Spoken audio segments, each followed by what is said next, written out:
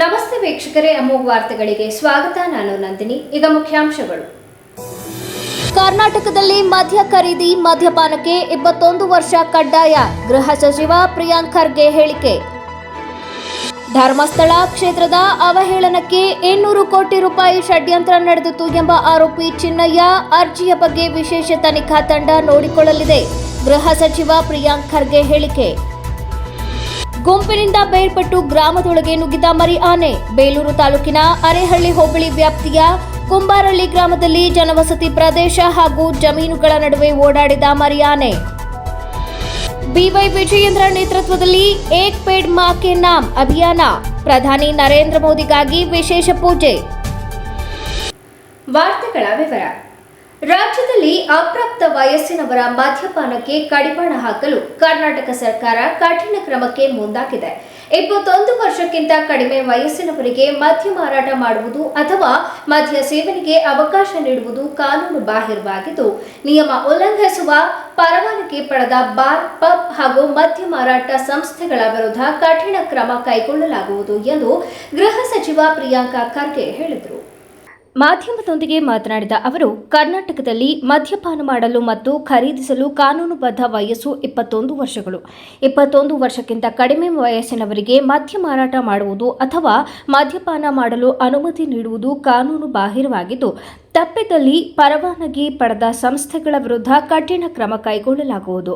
ಈ ಅಧಿಸೂಚನೆಯ ಉದ್ದೇಶ ಅಪ್ರಾಪ್ತ ವಯಸ್ಸಿನವರು ಮದ್ಯಪಾನ ಮಾಡುವುದನ್ನು ತಡೆಯುವುದು, ಯುವಜನರನ್ನ ಇಂತಹ ದುಶ್ಚಟಗಳಿಂದ ರಕ್ಷಿಸುವುದು. ಯಾವುದೇ ನಿರ್ಲಕ್ಷ್ಯ ಕಂಡುಬಂದರೆ ಗಂಭೀರ ಕ್ರಮ ಎದುರಿಸಬೇಕಾಗುತ್ತದೆ ಎಂದು ಹೇಳಿದರು. ನೋಡಿ, ಭಾಳಷ್ಟು ನಮಗೆ ದೂರುಗಳು ಬರ್ತಾ ಇದೆ ಪೋಷಕರಿಂದ.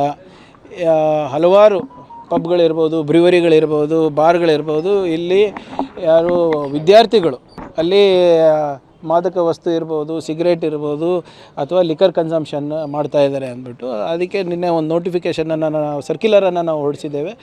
ಯಾವುದೇ ವ್ಯಕ್ತಿಗೂ ಕೂಡ ನೀವು ಅಂದರೆ ಸ್ಟೂಡೆಂಟ್ ಇರ್ಬೋದು, ಬಿಲೋ 21 ವರ್ಷಕ್ಕಿಂತ ಕಮ್ಮಿ ಯಾರನ್ನ ಇದ್ದರೂ ಐ ಡಿಗಳು ಚೆಕ್ ಮಾಡಿಬಿಟ್ಟು ಬಿಡಬೇಕು ಅಂತ. ಯಾಕಂದರೆ ಇದು ನಮ್ಮ ಯುವಕರ ಭವಿಷ್ಯದ ಪ್ರಶ್ನೆ ಆಗಿದೆ. The ಓನಸ್ is on the establishment. ಅವ್ರು ಪರಿಶೀಲನೆ ಮಾಡಬೇಕು, ಅವರು ನಿಯಂತ್ರಣ ಮಾಡಬೇಕು. ಒಂದು ವೇಳೆ ಅವ್ರು ನಿಯಂತ್ರಣ ಮಾಡಿಲ್ಲ ಅಂದರೆ ನಾವು ಕ್ರಮ ತಗೋತೀವಿ. ಧರ್ಮಸ್ಥಳ ಕ್ಷೇತ್ರದ ಅವಹೇಳನಕ್ಕೆ 800 ಕೋಟಿ ರೂಪಾಯಿ ಷಡ್ಯಂತ್ರ ನಡೆದಿತ್ತು ಎಂಬ ಆರೋಪಿ ಚಿನ್ನಯ್ಯ ಅರ್ಜಿಯ ಬಗ್ಗೆ ವಿಶೇಷ ತನಿಖಾ ತಂಡ ನೋಡಿಕೊಳ್ಳಲಿದೆ ಎಂದು ಗೃಹ ಸಚಿವ ಪ್ರಿಯಾಂಕ್ ಖರ್ಗೆ ಹೇಳಿದರು. ಮಾಧ್ಯಮದೊಂದಿಗೆ ಮಾತನಾಡಿದ ಅವರು, ವಿಷಯವು ಈಗ ನ್ಯಾಯಾಲಯದ ಮೇಲ್ವಿಚಾರಣೆಯ ತನಿಖೆಯಲ್ಲಿದೆ. ನ್ಯಾಯಾಲಯವು ಎಸ್ಐಟಿಗೆ ಕೆಲವು ಪ್ರಶ್ನೆಗಳನ್ನು ಕೇಳಿದೆ. ಎಸ್ಐಟಿ ಮುಖ್ಯಸ್ಥರು ಅವುಗಳಿಗೆ ಉತ್ತರಿಸುತ್ತಾರೆ. ಇದನ್ನು ಸಾರ್ವಜನಿಕವಾಗಿ ಚರ್ಚಿಸಲು ಸಾಧ್ಯವಿಲ್ಲ. ನ್ಯಾಯಾಲಯಕ್ಕೆ ಉತ್ತರ ನೀಡಿದ ನಂತರ ಅದು ತಿಳಿಯುತ್ತದೆ. ಅದರಲ್ಲಿ ಎಷ್ಟು ನಿಜವೋ ತಿಳಿದಿಲ್ಲ. ಹಲವಾರು ಕೊಲೆಗಳು, ಅತ್ಯಾಚಾರಗಳು ಮತ್ತು ಸಮಾಧಿಗಳ ಬಗ್ಗೆ ಹೇಳಿಕೊಂಡಿದ್ದ ಅದೇ ವ್ಯಕ್ತಿಯೇ ಈಗ ಹೀಗೆ ಹೇಳಿದ್ದಾನೆ. ಹೀಗಾಗಿ ಅವರು ಸತ್ಯವನ್ನು ಹೇಳುತ್ತಿದ್ದಾರೆಯೇ ಎಂದು ಪರಿಶೀಲಿಸಬೇಕಾಗಿದೆ ಎಂದು ಹೇಳಿದರು. ನೋಡಿ, ಅಲ್ಲಿ it is a court monitored. ಇದು ಕೋರ್ಟ್ ಅವರು SITಗೆ ಕೆಲವು ಪ್ರಶ್ನೆಗಳನ್ನು ಕೇಳಿದ್ದಾರೆ. SIT ಚೀಫ್ ಅದಕ್ಕೆ ಕೋರ್ಟಿಗೆ ಉತ್ತರ ಕೊಡ್ತದೆ. ಅದು ಇಲ್ಲಿ ನಾವು ಬಹಿರಂಗವಾಗಿ ಚರ್ಚೆ ಮಾಡ್ಲಿಕ್ಕೆ ಆಗೋದಿಲ್ಲ. ಅದು ಕೋರ್ಟಿಗೆ ಉತ್ತರ ಕೊಟ್ಟಾದ್ಮೇಲೆ ತಮ್ಮ ತಿಳಿಸ್ತೀವಿ. ಈಗ 200 ನೋಡಿ, ಅದು ಮಾಧ್ಯಮದಲ್ಲಿರ್ಬೋದು, ಕೋರ್ಟ್ನಲ್ಲಿ ಸಬ್ಮಿಟ್ ಮಾಡಿದ್ದಾರೆ ಅಂತ ಹೇಳ್ತಾ ಇದ್ದಾರೆ. ಮಾಧ್ಯಮದಲ್ಲಿ ಕೂಡ ಪ್ರಕಟಣೆ ಆಗಿದೆ. It is not a small amount ಅಲ್ಲ. 200 crores ಅಂತ ಹೇಳ್ತಾ ಇದ್ದಾರೆ. ಅದು ಎಷ್ಟು ನಿಜಾನೋ ಎಷ್ಟು ಸುಳ್ಳೋ ಗೊತ್ತಿಲ್ಲ. ಆಮೇಲೆ ಅದೇ ವ್ಯಕ್ತಿ ತಾನೇ ಇವೆಲ್ಲಾನು ಹೇಳಿರೋದು. ಸೊ ಅವರು ಎಷ್ಟು ಸತ್ಯ ಹೇಳ್ತಾ ಇದ್ದಾರೆ, ಎಷ್ಟು ಸುಳ್ಳು ಹೇಳ್ತಾ ಇದ್ದಾರೆ ಅಂತ ಪರಿಶೀಲನೆ ಮಾಡಬೇಕಾಗುತ್ತೆ. ಈ ಕೋರ್ಟ್ ಅವರು SIT ಚೀಫಿಗೆ ಉತ್ತರ ಕೊಡೋಕೆ ಹೇಳಿದ್ದಾರೆ. ಅಲ್ಲಿ ಕೊಟ್ಟಾದ್ಮೇಲೆ ತಮ್ಮ ಮುಂದೆ ಬರ್ತಾರೆ. ಬೇಲೂರು ತಾಲೂಕಿನ ಅರೇಹಳ್ಳಿ ಹೋಬಳಿ ವ್ಯಾಪ್ತಿಯ ಕುಂಬಾರಳ್ಳಿ ಗ್ರಾಮದಲ್ಲಿ ಕಾಡಾನೆಗಳ ಗುಂಪಿನಿಂದ ತಪ್ಪಿಸಿಕೊಂಡ ಒಂಟಿ ಮರಿ ಆನೆಯೊಂದು ಗ್ರಾಮದೊಳಗೆ ಪ್ರತ್ಯಕ್ಷವಾಗಿ ಸಾರ್ವಜನಿಕರಲ್ಲಿ ಆತಂಕ ಮೂಡಿಸಿದ ಘಟನೆ ನಡೆದಿದೆ. ಕಳೆದ ಕೆಲವು ದಿನಗಳಿಂದ ಈ ಭಾಗದಲ್ಲಿ ಕಾಡಾನೆಗಳ ಹಾವಳಿ ಹೆಚ್ಚಾಗಿದ್ದು, ಆನೆಗಳ ಹಿಂಡಿನೊಂದಿಗೆ ಚಲಿಸುತ್ತಿದ್ದ ಈ ಮರಿ ಆನೆ ಆಕಸ್ಮಿಕವಾಗಿ ಗುಂಪಿನಿಂದ ಬೇರ್ಪಟ್ಟಿದೆ ಎನ್ನಲಾಗಿದೆ. ದಾರಿ ತಿಳಿಯದೆ ಕಂಗಾಲಾದ ಮರಿ ಆನೆಯು ಕುಂಬಾರಳ್ಳಿ ಗ್ರಾಮದ ಜನವಸತಿ ಪ್ರದೇಶ ಹಾಗೂ ಜಮೀನುಗಳ ನಡುವೆ ಓಡಾಡಿದೆ. ಗ್ರಾಮದ ರಸ್ತೆ ಮತ್ತು ತೋಟಗಳಲ್ಲಿ ಮರಿ ಆನೆ ಓಡಾಡುತ್ತಿರುವುದನ್ನು ಕಂಡ ಸ್ಥಳೀಯರು ತೀವ್ರ ಭೀತಿಗೊಳಗಾಗಿದ್ದಾರೆ. ತಕ್ಷಣವೇ ಕಾರ್ಯಪ್ರವೃತ್ತರಾದ ಗ್ರಾಮಸ್ಥರು ಅರಣ್ಯ ಇಲಾಖೆ ಅಧಿಕಾರಿಗಳಿಗೆ ಮಾಹಿತಿ ನೀಡಿದ್ದಾರೆ. ಸದ್ಯ ಮರಿ ಆನೆಯನ್ನ ಮರಳಿ ಕಾಡಿಗೆ ಅಥವಾ ಅದರ ಗುಂಪಿಗೆ ಸೇರಿಸಲು ಅರಣ್ಯ ಸಿಬ್ಬಂದಿ ಮತ್ತು ಸ್ಥಳೀಯರು ಜಂಟಿ ಕಾರ್ಯಾಚರಣೆ ನಡೆಸುತ್ತಿದ್ದಾರೆ. ಪ್ರಧಾನಿ ನರೇಂದ್ರ ಮೋದಿ ಅವರ ಯಶಸ್ವಿ ಆಡಳಿತ ಹಾಗೂ ಅವರು ಸತತ 12 ವರ್ಷಗಳ ಕಾಲ ಪ್ರಧಾನಿಯಾಗಿ ಮುಂದುವರಿಯುತ್ತಿರುವ ಸಂದರ್ಭವನ್ನು ಸ್ಮರಣೀಯವಾಗಿಸಲು ಭಾರತೀಯ ಜನತಾ ಪಾರ್ಟಿ ವತಿಯಿಂದ ದೇಶಾದ್ಯಂತ ಏಕ್ ಪೇಡ್ ಮಾँ के नाम ಅಭಿಯಾನ ಹಮ್ಮಿಕೊಳ್ಳಲಾಗಿದೆ ಎಂದು ಬಿಜೆಪಿ ರಾಜ್ಯಾಧ್ಯಕ್ಷ ಬಿವೈ ವಿಜಯೇಂದ್ರ ತಿಳಿಸಿದರು. ಚನ್ನರಾಯಪಟ್ಟಣ ಹೊಳೆನರಸೀಪುರ ಮಾರ್ಗವಾಗಿ ಕೊಡಗು ಜಿಲ್ಲೆಯ ಪ್ರವಾಸಕ್ಕೆ ತೆರಳುವ ಹಾದಿಯಲ್ಲಿ ಪಟ್ಟಣದ ಶ್ರೀ ಜಯಚಾಮರಾಜೇಂದ್ರ ವೃತ್ತದ ಮಹಾತ್ಮ ಗಾಂಧಿಯವರ ಪ್ರತಿಮೆ ಬಳಿ ಗಿಡ ನೆಡುವ ಮೂಲಕ ಪರಿಸರ ಸಂರಕ್ಷಣೆಗೆ ಒತ್ತು ನೀಡಿ ಅವರು ಮಾಧ್ಯಮಗಳೊಂದಿಗೆ ಮಾತನಾಡಿ, ದೇಶಾದ್ಯಂತ ನರೇಂದ್ರ ಮೋದಿ ಅವರ ಆಡಳಿತವು ಜನ ಮೆಚ್ಚುಗೆಗೆ ಪಾತ್ರವಾಗಿದೆ. ಪ್ರಧಾನಿ ಅವರಿಗೆ ಮತ್ತಷ್ಟು ಶಕ್ತಿ ಸಿಗಲಿ ಮತ್ತು ಅವರು ಸುದೀರ್ಘ ಕಾಲ ದೇಶವನ್ನು ಮುನ್ನಡೆಸಲಿ ಎಂಬ ಉದ್ದೇಶದಿಂದ ರಾಜ್ಯದ ಎಲ್ಲ 224 ವಿಧಾನಸಭಾ ಕ್ಷೇತ್ರಗಳ ದೇವಸ್ಥಾನಗಳಲ್ಲಿ ಪಕ್ಷದ ವತಿಯಿಂದ ವಿಶೇಷ ಪೂಜೆ ಹಾಗೂ ಪ್ರಾರ್ಥನೆ ಸಲ್ಲಿಸಲಾಗುತ್ತಿದೆ. ಪ್ರಧಾನಿ ನರೇಂದ್ರ ಮೋದಿ ಅವರ ಪ್ರೇರಣೆಯಂತೆ ರಾಜ್ಯಾದ್ಯಂತ ವ್ಯಾಪಕವಾಗಿ ಗಿಡಗಳನ್ನು ನೆಡುವ ಮೂಲಕ ಈ ದಿನವನ್ನು ಅರ್ಥಪೂರ್ಣವಾಗಿ ಆಚರಿಸಲಾಗುತ್ತಿದೆ ಎಂದು ಹೇಳಿದರು. 12 ವರ್ಷಗಳನ್ನು ಪ್ರಧಾನಮಂತ್ರಿಗಳಾಗಿ ಪೂರೈಸಿರ್ತಕ್ಕಂಥ ಸಂದರ್ಭದಲ್ಲಿ ಇಡೀ ದೇಶಾದ್ಯಂತ ಸಾಮಾಜಿಕ ಬೇರೆ ಬೇರೆ ಕಾರ್ಯಕ್ರಮವನ್ನು ಮಾಡ್ತಾ ಇದ್ದಾವೆ. ಮೊನ್ನೆ ಬುಧವಾರದ ದಿನ ದೇಶದ ಮತ್ತು ನಮ್ಮ ರಾಜ್ಯದಲ್ಲೂ ಕೂಡ ಎಲ್ಲ 224 ಕ್ಷೇತ್ರಗಳಲ್ಲಿ ದೇವಾಲಯಗಳಿಗೆ ಭೇಟಿಯನ್ನು ಕೊಟ್ಟು ನರೇಂದ್ರ ಮೋದಿಜಿಯವ್ರಿಗೆ ಇನ್ನೂ ಶಕ್ತಿನ ಕೊಡಬೇಕು, ಇನ್ನೂ ಸುದೀರ್ಘ ಕಾಲ ಪ್ರಧಾನಮಂತ್ರಿಗಳಾಗಿ ದೇಶವನ್ನು ಮುನ್ನಡೆಸಬೇಕು ಅಂತೇಳಿ ಭಗವಂತನಲ್ಲಿ ಪ್ರಾರ್ಥನೆ ಮಾಡಿದ್ದಾರೆ. ಮತ್ತು ಬೇರೆ ಬೇರೆ ಎಲ್ಲ ಸ್ಥಳದಲ್ಲೂ ಕೂಡ ಗಿಡವನ್ನು ನೆಡುವ ಮೂಲಕ ಏನು ಮೋದಿಜಿಯವರ ಸಂಕಲ್ಪ ಇತ್ತು, ಏಕ್ ಪೇಡ್ ಮಾँ के नाम. ಹಾಗಾಗಿ ರಾಜ್ಯದಲ್ಲೂ ಕೂಡ ಗಿಡಗಳನ್ನು ನೆಡುವ ಮೂಲಕ ನಾವು ಅರ್ಥಪೂರ್ಣವಾಗಿ ಇದನ್ನು ಆಚರಣೆ ಮಾಡ್ತಾ ಇದ್ದೀವಿ. ಈ ಸಂದರ್ಭದಲ್ಲಿ ಬಿಜೆಪಿ ತಾಲೂಕು ಮಂಡಲ ಅಧ್ಯಕ್ಷ ಕೆ ಶ್ರೀನಿವಾಸ್, ವಸಂತ, ಗಿರೀಶ್, ಅಮಿತ್ ಶೆಟ್ಟಿ, ಗೌರಮ್ಮ, ಇಂದಿರಾ, ನಾಗರಾಜ್, ಮೋಹನ್, ವಿದ್ಯಾಪ್ರಸಾದ್, ಮಳಲಿ ನಾರಾಯಣ, ಕೀರ್ತನ್, ತೀರ್ಥೇಶ್, ಹಿರೇಬೆಳಗುಲಿ ತೀರ್ಥ, ಕುಮಾರ್ ಸೇರಿದಂತೆ ಜಿಲ್ಲಾ ಮತ್ತು ಮಂಡಲ ಮಟ್ಟದ ಪದಾಧಿಕಾರಿಗಳು ಹಾಗೂ ಪ್ರಮುಖ ಕಾರ್ಯಕರ್ತರು ಉಪಸ್ಥಿತರಿದ್ದರು. ಕಳೆದ 13 ವರ್ಷಗಳಿಂದ ನಮ್ಮ ನಡೆ ಸರ್ಕಾರಿ ಶಾಲೆ ಕಡೆಗೆ ಎಂಬ ವಿನೂತನ ಅಭಿಯಾನದ ಮೂಲಕ ಸರ್ಕಾರಿ ಶಾಲೆಗಳ ಅಭಿವೃದ್ಧಿ ಮತ್ತು ಗ್ರಾಮೀಣ ಶಿಕ್ಷಣದ ಸಬಲೀಕರಣಕ್ಕಾಗಿ ನಿರಂತರವಾಗಿ ಶ್ರಮಿಸುತ್ತಿರುವ ಕಾಳಿಂಗಪ್ಪ ವೆಲ್ಫೇರ್ ಅಸೋಸಿಯೇಷನ್ 14ನೇ ವರ್ಷದ ಸೇವಾ ಕಾರ್ಯಗಳ ಅಂಗವಾಗಿ ಉಚಿತ ಸೇವಾ ಯೋಜನೆಗಳನ್ನು ಜೂನ್ 21ರಿಂದ ಆರಂಭಿಸಲಾಗಿದೆ ಎಂದು ಅಸೋಸಿಯೇಷನ್ ಮುಖ್ಯಸ್ಥ ಮಂಜುನಾಥ್ ಕಾಳಿಂಗಪ್ಪ ತಿಳಿಸಿದರು. ನಾನು 88-89 ಹಾಸನ ಬಿಟ್ಟು ತುಮಕೂರಿನ PVC ಎಲೆಕ್ಟ್ರಾನಿಕ್ಸ್ ಜಾಯಿನ್ ಆದಾಗ ಆವಾಗಲೇ ನಾನು ಡಿಸೈಡ್ ಮಾಡಿದ್ದೆ. ಆ್ಯಕ್ಚುಲಿ ನನ್ನ 50ನೇ ವರ್ಷ ಆದಮೇಲೆ ಕಾರ್ಪೊರೇಟ್ ಜಾಬಿಂದ ಬಂದು ಏನಾದರೂ ಸಮಾಜಕ್ಕೆ ಒಂದು ಸೇವೆ ಮಾಡ್ತೀನಿ ಅಂತ. ಸೊ ಆ ಒಂದು ವಿಷಯ ಇವರಿಗೆಲ್ಲರಿಗೂ ಚೆನ್ನಾಗಿ ಗೊತ್ತು. ನಾನು ಆವಾಗಲೇ ಇವರೆಲ್ಲ ಹೇಳ್ತಾ ಇದ್ದೆ, 50 ವರ್ಷ ಆದಮೇಲೆ ನಾನು ಕೆಲಸ ಮಾಡಲ್ಲ, ಏನಾದರೂ ಸಮಾಜಕ್ಕೆ ಮಾಡ್ತೀನಿ ಅಂತ. ಸೊ ಹಾಗೆ ನಾನು 2012 ಶುರು ಮಾಡಿದ್ದು. ಇದು 14ನೇ ವರ್ಷದ ನಮ್ಮ ಒಂದು ಅಭಿಯಾನ. ಈ ವರ್ಷ ಕೂಡ ಕಳೆದ ಸಾರಿಗೆ ಸುಮಾರು 30,000 ನೋಟ್ ಪುಸ್ತಕಗಳು, ಆಮೇಲೆ ಇನ್ನು 30,000 ನೋಟ್ ಪುಸ್ತಕಗಳು ಸುಮಾರು ಒಂದು 165 ಶಾಲೆಗಳಿಗೆ ತಲುಪುತ್ತೆ. ಒಂದು 5,000 ಮಕ್ಕಳಿಗೆ ತಲುಪುತ್ತೆ. ಎಸ್ಪೆಷಲಿ ಪ್ರೈಮರಿ ಶಾಲೆಗಳೇ ಜಾಸ್ತಿ ಇದರಲ್ಲಿ ನಮ್ಮ ಒಂದು ದೇಶದ ಪ್ರಕಾರ. ಕೆಲವು ಹೈಸ್ಕೂಲ್ಗಳು ಸೇರುತ್ತೆ. ಇದರಲ್ಲಿ ನಮ್ಮ ಆಲೂರು ತಾಲೂಕಿನ ಅಷ್ಟು ಶಾಲೆಗಳ ಪ್ರಾಥಮಿಕ ಶಾಲೆಗಳಿಗೂ ಅಷ್ಟು ಮಕ್ಕಳಿಗೂ ನೋಟ್ ಪುಸ್ತಕಗಳು ಪ್ರತಿಯೊಂದು ಸಿಗುತ್ತೆ. ಅದರ ಜೊತೆಗೆ ನಮ್ಮ ಹಾಸನ ತಾಲೂಕಿನ ಕೆಲವು ಸುತ್ತಮುತ್ತ ಶಾಲೆಗಳನ್ನು ಕೂಡ ಕಳೆದ ವರ್ಷದಿಂದ ನಾವು ಕೊಡ್ತಾ ಇದ್ವಿ. ಇದರ ಜೊತೆಗೆ ಅರಕಲಗೂಡು ತಾಲೂಕಿನಲ್ಲಿ 2 ಶಾಲೆಗಳನ್ನ ಈ ಸಾರಿ ಹೊಸದಾಗಿ ನಾವು ನೋಟ್ ಪುಸ್ತಕಗಳನ್ನ ಕೊಡಲಿಕ್ಕೆ ಶುರು ಮಾಡಿದ್ವಿ, ಬಸವಪಟ್ಟಣ ಮತ್ತು ಬಸವನಹಳ್ಳಿ ಅಂತ ಹೇಳ್ಬಿಟ್ಟು. ಇದ್ರ ಜೊತೆಗೆ ಬೆಂಗಳೂರು ನಗರದಲ್ಲಿ 1-2 ಶಾಲೆಗಳು, ಬೆಂಗಳೂರು ಗ್ರಾಮಾಂತರ ಅಂದರೆ ಕನಕಪುರ ರೋಡ್ನಲ್ಲಿ ಕೆಲವು ಶಾಲೆಗಳು, ಆಮೇಲೆ ಚಾಮರಾಜನಗರ ಕೊಳ್ಳೇಗಾಲ ಹತ್ರ ಕೆಲವು ಶಾಲೆಗಳು, ಮತ್ತು ಕೋಲಾರದ ಹತ್ರ ಚಿಂತಾಮಣಿ ಹತ್ರ ಕೆಲವು ಶಾಲೆಗಳು. ಹೀಗೆ ಈ 165 ಶಾಲೆಗಳಿಗೆ ಈ ವರ್ಷದ ಒಂದು ಅಭಿಯಾನ ಪ್ರಾರಂಭ ಮಾಡುತ್ತಿದ್ದೇವೆ. ಅದರ ಜೊತೆಗೆ ಡಿಜಿಟಲ್ ಎಜುಕೇಷನ್, ಮಕ್ಕಳಿಗೆ ಒಂದು ಗ್ರಾಮೀಣ ಭಾಗದ ಮಕ್ಕಳು 1ನೇ ತರಗತಿಯಿಂದಲೇ ಮಾಹಿತಿ ತಂತ್ರಜ್ಞಾನದ ಒಂದು ಶಿಕ್ಷಣ ಸಿಗಬೇಕು ಅಂದ್ಬಿಟ್ಟು ಈಗಾಗಲೇ ನಾವು 18 ಸ್ಮಾರ್ಟ್ ಕ್ಲಾಸ್ಗಳನ್ನ ಶುರು ಮಾಡಿದ್ವಿ. ಈ ವರ್ಷ ಕೂಡ 1 ಸ್ಮಾರ್ಟ್ ಕ್ಲಾಸನ್ನು ಈಗಾಗಲೇ ಮಾಡೋದಕ್ಕೆ ನಾವು ಗುರುತು ಮಾಡ್ಕೊಂಡಿದ್ದೇವೆ. ಅದು ನಮ್ಮ ಆಲೂರು ತಾಲೂಕಿನ ಕೆಂಚಮ್ಮನಕೋಟೆ ಹಿರಿಯ ಪ್ರಾಥಮಿಕ ಶಾಲೆ. ಅದ್ರ ಜೊತೆಗೆ ಇನ್ನೂ 2 ಸ್ಮಾರ್ಟ್ ಕ್ಲಾಸನ್ನು ಮಾಡ್ತೀವಿ, ಬಟ್ ಇನ್ನೂ ಐಡೆಂಟಿಫೈ ಮಾಡಿಲ್ಲ. 3ನೇದಾಗಿ ನಿಮಗೆಲ್ಲ ಗೊತ್ತಿರ್ಬೋದು, ಗ್ರಾಮೀಣ ಭಾಗದಲ್ಲಿ ಹೈಸ್ಕೂಲಲ್ಲಿ ಓದುವಂಥ ಹೆಣ್ಣು ಮಕ್ಕಳಿಗೆ ಈ ಸ್ಯಾನಿಟರಿ ಪ್ಯಾಡನ್ನು ಡಿಸ್ಪೋಸಲ್ ಮಾಡೋದು ತುಂಬ ಕಷ್ಟ ಆಗ್ತದೆ. ಅದು ಟಾಯ್ಲೆಟ್ಗೆ ಕಟ್ಕೊಳ್ಳೋದಾಗಲಿ ಹೈಜಿನಿಕ್ ಆಗಿರಲ್ಲ. ಸೊ ಹಾಗಾಗಿ ಈ ವರ್ಷ ಹೈಸ್ಕೂಲ್ ಶಾಲೆಗಳನ್ನು ಎಲ್ಲಿ ಹೆಣ್ಮಕ್ಳು ಜಾಸ್ತಿ ಇರ್ತಾರೆ ಅಂಥ ಶಾಲೆಗಳಿಗೆ ಇನ್ಸಿನೇಟರ್ ಅಂತ ಹೇಳ್ಬಿಟ್ಟು ಈ ಬರ್ನರ್ ಬರುತ್ತೆ, ಸೇಫ್ಟಿ ಪ್ಯಾನಲ್ ಮಾಡೋದು, ಆ ಥರದ ಒಂದು 5 ಮೆಷಿನ್ಗಳನ್ನು ಇನ್ಸ್ಟಾಲ್ ಮಾಡ್ಕೊಡ್ತಾ ಇದ್ವಿ ನಾವು. ಅದ್ರ ಜೊತೆಗೆ ಹೋದ ವರ್ಷ ನಾವು ಶುರು ಮಾಡಿದ್ವಿ.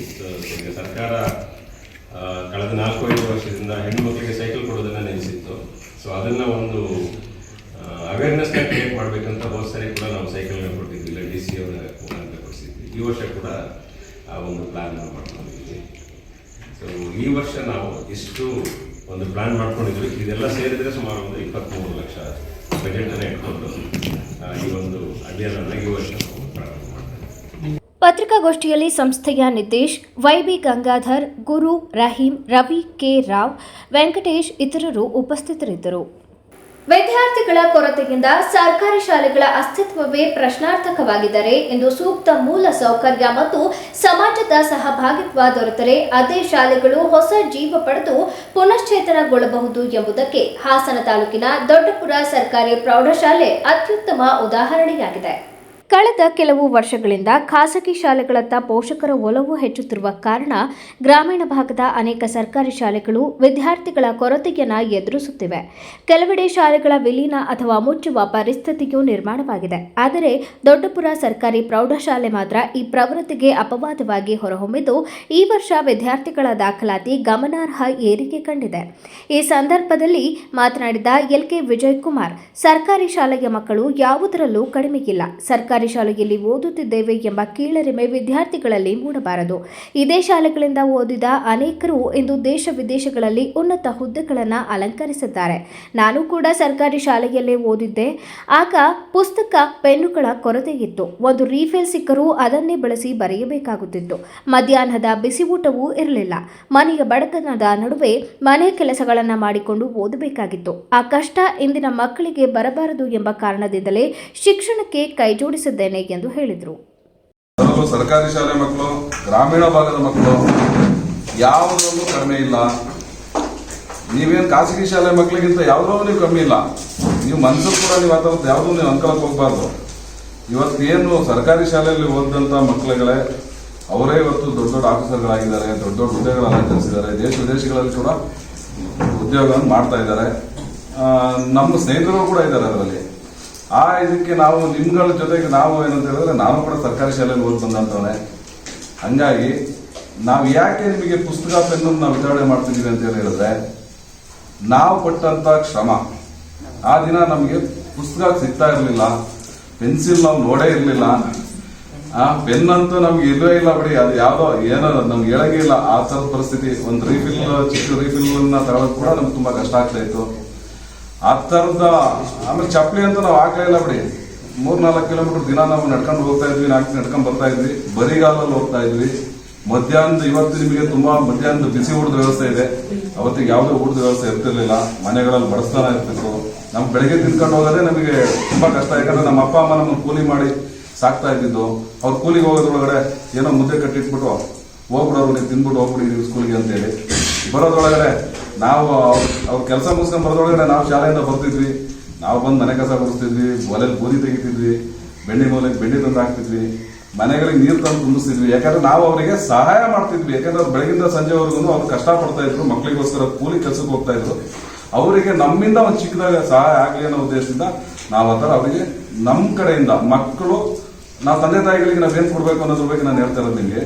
ಈಗ ನಿಮ್ಮ ತಂದೆ ತಾಯಿಗಳು ಎಷ್ಟು ಕಷ್ಟಪಟ್ಟು ನಿಮ್ಮನ್ನ ಇಲ್ಲಿಗೆ ಸ್ಕೂಲಿಗೆ ಕಳಿಸೋದಕ್ಕೆ ಎಷ್ಟು ಕಷ್ಟಪಟ್ಟು ಅವ್ರು ನಿಮ್ಮನ್ನು ಸಾಕಿ ಬೆಳೆಸಿ, ನಿಮ್ಗೆ ಅವ್ರು ಊಟ ಮಾಡಿರ್ತಾರೋ ಇಲ್ವೋ ಗೊತ್ತಿಲ್ಲ, ನಿಮಗೆ ಅವ್ರು ಊಟ ಕೊಟ್ಟು ಕಳಿಸ್ತಾರೆ. ಬೆಳಗ್ಗೆ ಎದ್ದು ಅವ್ರಿಗೆ ಇರುತ್ತೋ ಇಲ್ವೋ ಗೊತ್ತಿಲ್ಲ, ಅವ್ರು ಉಪವಾಸ ಹೋಗ್ತಾರೆ. ಆದ್ರೂ ಅವ್ರಿಗೆ ತೋರಿಸ್ಕೊಳ್ಳಲ್ಲ, ನಿಮ್ಗೆ ಹೇಳ್ಕೊಳ್ಳಲ್ಲ ನನ್ನ ಮಕ್ಕಳು ಚೆನ್ನಾಗಿರ್ಬೇಕಪ್ಪ ಅಂತೇಳಿ.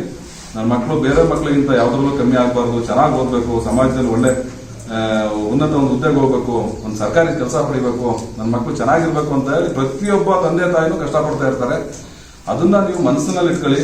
ಕಾರ್ಯಕ್ರಮದಲ್ಲಿ ಶಾಲೆಯ ಮುಖ್ಯೋಪಾಧ್ಯಾಯಿನಿ ತ್ರಿವೇಣಿ, ರೋಟರಿ ಕ್ಲಬ್ ಆಫ್ ಹಾಸನ್ನ BN ಬೊಮ್ಮೇಗೌಡ, ಲೋಕೇಶ್, ಪರಮೇಶ್, ಚೇತನ್, ಯೋಗೇಶ್ ಗೌಡ, ಶಂಕರ್, ದಾಕ್ಷಾಯಣಿ, ಯೋಗ ಸೇರಿದಂತೆ ಹಲವರು ಉಪಸ್ಥಿತರಿದ್ದರು.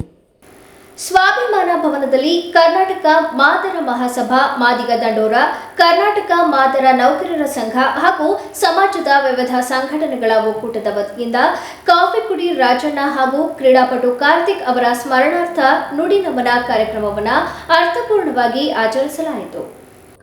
ಕಾರ್ಯಕ್ರಮದ ಆರಂಭದಲ್ಲಿ ಅಗಲಿದ ಕಾಫಿ ಪುಡಿ ರಾಜಣ್ಣ ಹಾಗೂ ಕಾರ್ತಿಕ್ ಅವರ ಭಾವಚಿತ್ರಗಳಿಗೆ ಪುಷ್ಪಾರ್ಚನೆ ಸಲ್ಲಿಸಿ ಮೌನಾಚರಣೆ ಮೂಲಕ ಗೌರವ ನಮನ ಸಲ್ಲಿಸಲಾಯಿತು. ಬಳಿಕ ಮಾತನಾಡಿದ ಮಾದಿಗ ದಂಡೋರ ರಾಜ್ಯ ಪ್ರಧಾನ ಕಾರ್ಯದರ್ಶಿ ಟಿಆರ್ ವಿಜಯಕುಮಾರ್, 2002ರಲ್ಲಿ ಹಾಸನ ಜಿಲ್ಲೆಯಲ್ಲಿ ಮಾದಿಗ ದಂಡೋರ ಚಳವಳಿಗೆ ಅಧಿಕೃತ ಚಾಲನೆ ದೊರೆತಿದ್ದು, ಅಂದಿನಿಂದ ಸಂಘಟನೆಯನ್ನು ಕಟ್ಟುವಲ್ಲಿ ಹಲವಾರು ಮುಖಂಡರು ಮಹತ್ವದ ಪಾತ್ರ ವಹಿಸಿದ್ದಾರೆ.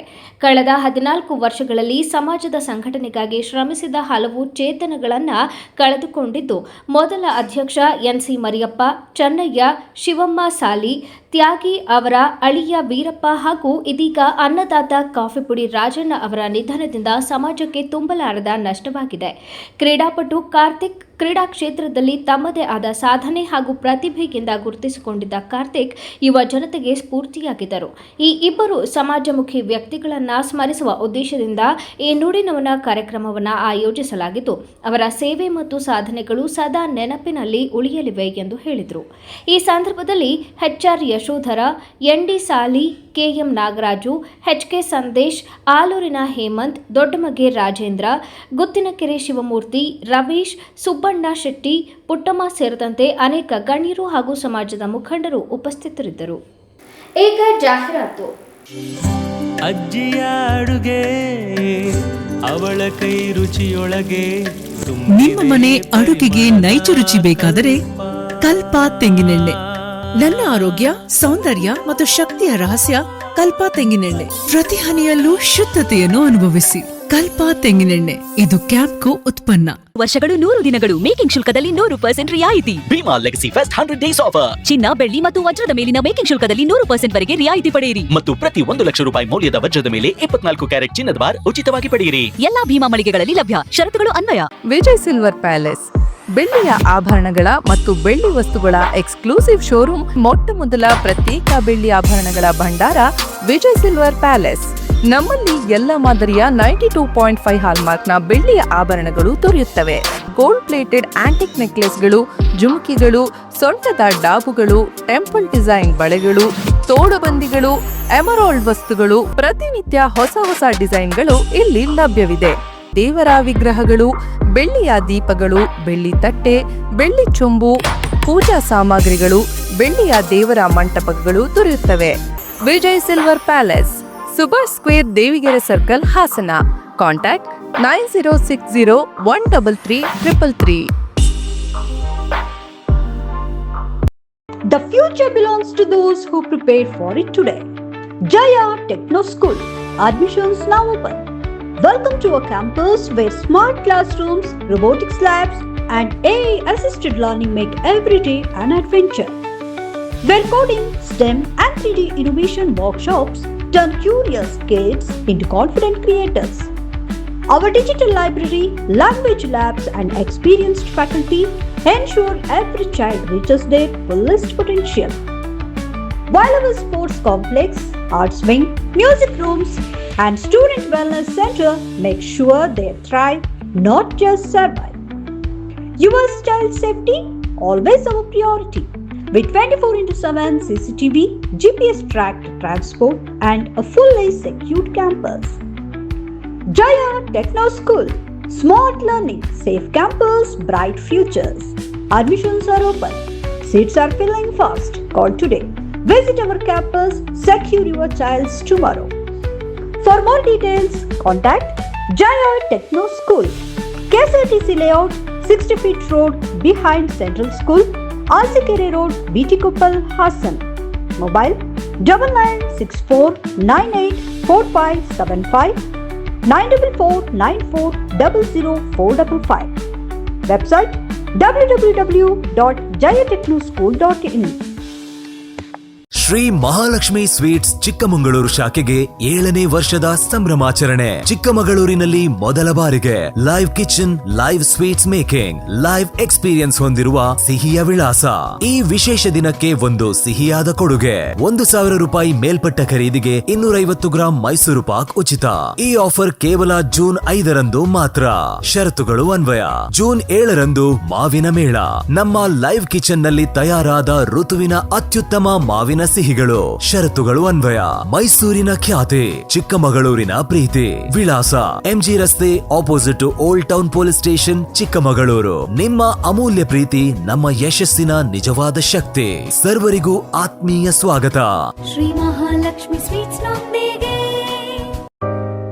ಗೋಮತಿ ಕಲ್ಯಾಣ ಮಂಟಪ 14 ವಸಂತಗಳನ್ನು ಪೂರೈಸಿ 15ನೇ ವರ್ಷಕ್ಕೆ ಪಾದಾರ್ಪಣೆ ಮಾಡುತ್ತಿರುವ ನಮ್ಮ ಗೋಮತಿ ಕಲ್ಯಾಣ ಮಂಟಪವನ್ನ ಹೊಚ್ಚ ಹೊಸ ರೂಪದಲ್ಲಿ ನಿಮ್ಮ ಮುಂದೆ ಪ್ರಸ್ತುತಪಡಿಸುತ್ತಿದ್ದೇವೆ. ಅತ್ಯಾಧುನಿಕವಾಗಿ ನವೀಕರಣಗೊಂಡ ಕಲ್ಯಾಣ ಮಂಟಪದಲ್ಲಿ 1200 ಜನರು ಕೂರಬಹುದಾದಂತಹ ಬ್ಯಾಂಕ್ವೆಟ್ ಹಾಲ್ ಹಾಗೂ 700 ಜನರು ಊಟ ಮಾಡಬಹುದಾದ ಡೈನಿಂಗ್ ಹಾಲ್ ಇದ್ದು, ಮದುವೆ, ಬೀಗರ ಔತಣ, ನಾಮಕರಣ ಮತ್ತು ಎಲ್ಲ ಶುಭ ಸಮಾರಂಭಗಳಿಗೆ ಸಸ್ಯಾಹಾರಿ ಮತ್ತು ಮಾಂಸಾಹಾರಿ ಔತಣಗಳಿಗೆ ಹಾಲ್ ಅನ್ನ ನೀಡಲಾಗುತ್ತದೆ. 4 ಎಕರೆಗೂ ಅಧಿಕ ಜಾಗದಲ್ಲಿ ವಾಹನಗಳಿಗೆ ಉತ್ತಮವಾದ ಪಾರ್ಕಿಂಗ್ ವ್ಯವಸ್ಥೆ ಸಹ ಲಭ್ಯವಿದೆ. ನಿಮ್ಮ ಕುಟುಂಬದ ಸುಂದರ ಕಾರ್ಯಕ್ರಮಗಳನ್ನ ಅತ್ಯುತ್ತಮ ಕ್ಷಣಗಳನ್ನಾಗಿ ಮಾರ್ಪಾಡಾಗಿಸಲು ಒಂದು ಒಳ್ಳೆಯ ಜಾಗ, ಅದುವೇ ನಮ್ಮ ಗೋಮತಿ ಕಲ್ಯಾಣ ಮಂಟಪ. ಗೋಮತಿ ಕಲ್ಯಾಣ ಮಂಟಪ, ಕೋಟ್, ಹೊಸ ಬಸ್ ನಿಲ್ದಾಣದ ಹತ್ತಿರ, ಚನ್ನಪಟ್ಟಣ ಬಡಾವಣೆ, ಹೊಳೆನರಸೀಪುರ ರಸ್ತೆ, ಹಾಸನ. ಬುಕಿಂಗ್ ಹಾಗೂ ಹೆಚ್ಚಿನ ಮಾಹಿತಿಗಾಗಿ ಸಂಪರ್ಕಿಸಿ 9484242761 ಮತ್ತು 8970568666. ಮತ್ತೊಮ್ಮೆ ವಾರ್ತೆಗಳಿಗೆ ಸ್ವಾಗತ. ಬೇಲೂರು ಪಟ್ಟಣದ ಆರ್ಯ ವೈಶ್ಯ ಮಂಡಳಿಯ ವತಿಯಿಂದ ಕೋಟೆ ಕನಿಕಾ ಪರಮೇಶ್ವರಿ ದೇವಾಲಯದಲ್ಲಿ ಅಷ್ಟಲಕ್ಷ್ಮಿ ಪೂಜೆಯನ್ನ ಭಕ್ತಿ ಭಾವದಿಂದ ಹಾಗೂ ಧಾರ್ಮಿಕ ವಿಧಿವಿಧಾನಗಳೊಂದಿಗೆ ಆಚರಿಸಲಾಯಿತು. ಈ ವಿಶೇಷ ಪೂಜೆಯ ಅಂಗವಾಗಿ ದೇವಾಲಯವನ್ನು ವಿವಿಧ ಬಗೆಯ ಹೂವುಗಳು, ಮಾವಿನ ತೋರಣಗಳು, ಬಣ್ಣ ಬಣ್ಣದ ದೀಪಗಳು ಹಾಗೂ ಸಾಂಪ್ರದಾಯಿಕ ಅಲಂಕಾರಗಳಿಂದ ಸಿಂಗರಿಸಲಾಗಿದ್ದು, ಶ್ರೀ ಕನಿಕಾ ಪರಮೇಶ್ವರಿ ಅಮ್ಮನವರಿಗೆ ವಿಶೇಷ ಪುಷ್ಪಾಲಂಕಾರ ಮಾಡಲಾಗಿದ್ದು, ಇದೇ ಸಂದರ್ಭದಲ್ಲಿ ಮಾತನಾಡಿದ ಕೋಟೆ ಶ್ರೀ ಕನಿಕಾ ಪರಮೇಶ್ವರಿ ದೇವಾಲಯದ ಆರ್ಯ ವೈಶ್ಯ ಮಂಡಳಿಯ ಅಧ್ಯಕ್ಷರು ಕೃಷ್ಣ ಶೆಟ್ಟಿ, ಅಷ್ಟಲಕ್ಷ್ಮಿಯ 8 ಸ್ವರೂಪಗಳ ಪ್ರತೀಕವಾಗಿ ವಿಶೇಷ ಕಲಶಗಳನ್ನು ಪ್ರತಿಷ್ಠಾಪಿಸಿ ಪೂಜೆ ನೆರವೇರಿಸುತ್ತಿದ್ದು, ಪೂಜೆಯಲ್ಲಿ ಆದಿಲಕ್ಷ್ಮಿ, ಧನಲಕ್ಷ್ಮಿ, ಧಾನ್ಯಲಕ್ಷ್ಮಿ, ಗಜಲಕ್ಷ್ಮಿ, ಸಂತಾನಲಕ್ಷ್ಮಿ, ವಿಜಯಲಕ್ಷ್ಮಿ, ವಿದ್ಯಾಲಕ್ಷ್ಮಿ ಹಾಗೂ ಧೈರ್ಯಲಕ್ಷ್ಮಿ ದೇವಿಯರಿಗೆ ವಿಶೇಷ ಅರ್ಚನೆ, ಕುಂಕುಮಾರ್ಚನೆ ಮತ್ತು ಅಷ್ಟೋತ್ತರ ಶತನಾಮಾವಳಿ ಪಾರಾಯಣ ನಡೆಸಲಾಗುವುದು ಮತ್ತು ಅಧಿಕ ಮಾಸದಲ್ಲಿ ದೇವಿ ಆರಾಧನೆಗೆ ವಿಶೇಷ ಮಹತ್ವವಿದ್ದು 33 ಕೋಟಿ ದೇವತೆಗಳನ್ನು ಸ್ಮರಿಸಿ ಲೋಕಕ್ಷೇಮ, ಕುಟುಂಬದ ಸುಖ, ಶಾಂತಿ ಹಾಗೂ ಸಮೃದ್ಧಿಗಾಗಿ ಪ್ರಾರ್ಥನೆ ಸಲ್ಲಿಸಲಾಗುವುದು ಎಂದು ಹೇಳಿದರು. ಈ ಕಾರ್ಯಕ್ರಮದಲ್ಲಿ ಕೋಟೆ ಶ್ರೀ ಕನಿಕಾ ಪರಮೇಶ್ವರಿ ಅಮ್ಮನವರ ದೇವಾಲಯದ ಮುಖಂಡರುಗಳಾದ ಭಾಗ್ಯ ಕೃಷ್ಣಕುಮಾರ್, ಹೇಮಾಕೃಷ್ಣ ಶೆಟ್ಟಿ, ನಾಗೇಂದ್ರ ಪ್ರಸಾದ್, ಶುಭ, ರಂಗನಾಥ್ ಗುಪ್ತಾ, ರಂಗಲಕ್ಷ್ಮಿ ಸೇರಿದಂತೆ ಆರ್ಯ ವೈಶ್ಯ ಮಂಡಳಿಯ ಅಧ್ಯಕ್ಷರಾದ ಪಟ್ಟಾಭಿರಾಮನ್ ಮತ್ತು ಆರ್ಯ ವೈಶ್ಯ ಕುಲಬಾಂಧವರು ಭಾಗವಹಿಸಿ ದೇವಿಯ ಕೃಪೆಗೆ ಪಾತ್ರರಾದರು. ಹೊಳೆನರಸೀಪುರ ತಾಲೂಕಿನ ಛಾಯಾಗ್ರಾಹಕರ ಹಿತರಕ್ಷಣೆ ಮತ್ತು ಕಲ್ಯಾಣಕ್ಕಾಗಿ ಹಮ್ಮಿಕೊಳ್ಳಲಾಗಿರುವ ಮಹತ್ವಾಕಾಂಕ್ಷೆಯ ಕೆಪಿಎ ಆಸರೆ ಯೋಜನೆಯ ಮಾಹಿತಿ ಹಾಗೂ ಪೋಸ್ಟರ್ ಬಿಡುಗಡೆ ಕಾರ್ಯಕ್ರಮವು ಪಟ್ಟಣದ ಹೇಮಾವತಿ ನದಿ ತೀರದ ಶ್ರೀ ಹನುಮಾನ್ ಗುಡಿ ಆವರಣದಲ್ಲಿ ಯಶಸ್ವಿಯಾಗಿ ಜರುಗಿತು. ಹೊಳೆನರಸೀಪುರ ತಾಲೂಕು ಛಾಯಾಗ್ರಾಹಕರ ಸಂಘ ಆಯೋಜಿಸಲಾಗಿದ್ದ ಈ ಸಭೆಯಲ್ಲಿ ತಾಲೂಕಿನ ಛಾಯಾಗ್ರಾಹಕರು ಭಾಗವಹಿಸಿ ಯೋಜನೆಯ ರೂಪುರೇಷೆಗಳ ಬಗ್ಗೆ ಸಮಗ್ರ ಮಾಹಿತಿ ಪಡೆದುಕೊಂಡರು. ಕಾರ್ಯಕ್ರಮದ ಕುರಿತು ಮಾತನಾಡಿದ ಹಾಸನ ಜಿಲ್ಲಾ ಛಾಯಾಗ್ರಾಹಕರ ಸಂಘದ ಅಧ್ಯಕ್ಷರಾದ ಶ್ರೀ ಸ್ವಾಮಿ, ರಾಜ್ಯಾದ್ಯಂತ ಇರುವ ಛಾಯಾಗ್ರಾಹಕರ ಕುಟುಂಬಗಳಿಗೆ ಸಂಕಷ್ಟದ ಸಮಯದಲ್ಲಿ ನೆರವಾಗುವುದು ಈ ಯೋಜನೆಯ ಮೂಲ ಉದ್ದೇಶವಾಗಿದೆ.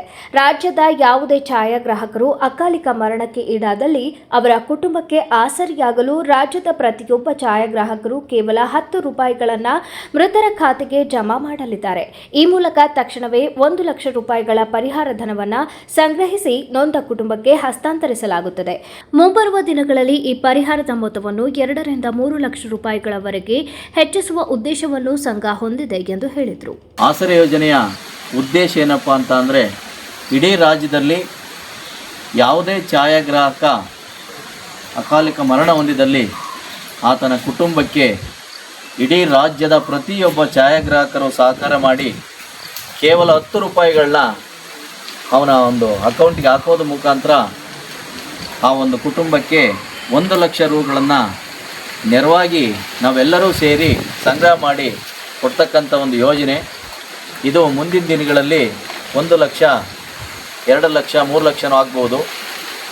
ಈ ಯೋಜನೆ ನಮ್ಮೆಲ್ಲ ಛಾಯಾಗ್ರಾಹಕರಿಗೆ ಇಡೀ ರಾಜ್ಯಾದ್ಯಂತ ಒಂದು ಒಳ್ಳೆಯ ಯೋಜನೆ ಆಗಿದ್ದು ಎಲ್ಲರೂ ಇದರ ಸದುಪಯೋಗನ ಪಡ್ಕೋಬೇಕು.